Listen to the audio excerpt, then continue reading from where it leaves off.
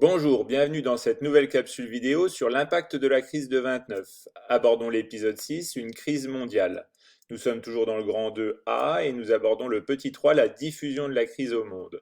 Et on peut au moins voir trois vecteurs à la diffusion de la crise américaine vers une crise qui devient mondiale.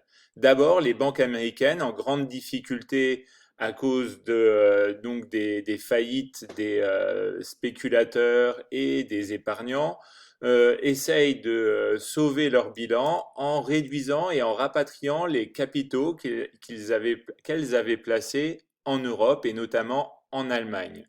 Le résultat, c'est que ce rapatriement de capitaux met en difficulté et en grande difficulté les banques européennes et notamment les banques allemandes et autrichiennes, qui à leur tour vont faire faillite et provoquer une crise bancaire et une crise économique dans ces pays.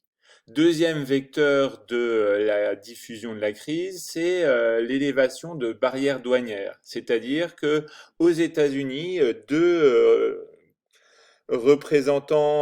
sénateurs, Hawley et Smoot, vont décider de présenter un projet de loi qui va augmenter les taxes des produits importés.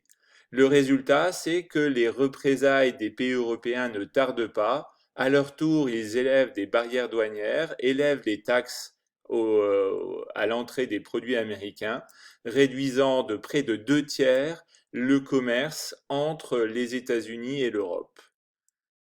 Si le commerce se réduit, c'est-à-dire que la consommation entre ces deux ensembles se réduit, c'est que on va être en situation de surproduction et on va devoir à la fois baisser les prix, mais aussi licencier un grand nombre d'employés. Enfin, donc, avec tous ces licenciements et tous ces gens au chômage, il y a une baisse de la consommation mondiale et donc une surproduction, notamment dans l'agriculture, qui avait déjà connu cette phase avant la crise de 29, mais qui voit les prix encore baisser, l'amplification de la baisse. Il y a aussi les prix des produits industriels qui baissent. Et le résultat, c'est qu'un grand nombre d'entreprises vont faire faillite car elles ne sont plus capables de soutenir cette baisse des prix. On le voit, comment la crise économique devient une crise planétaire.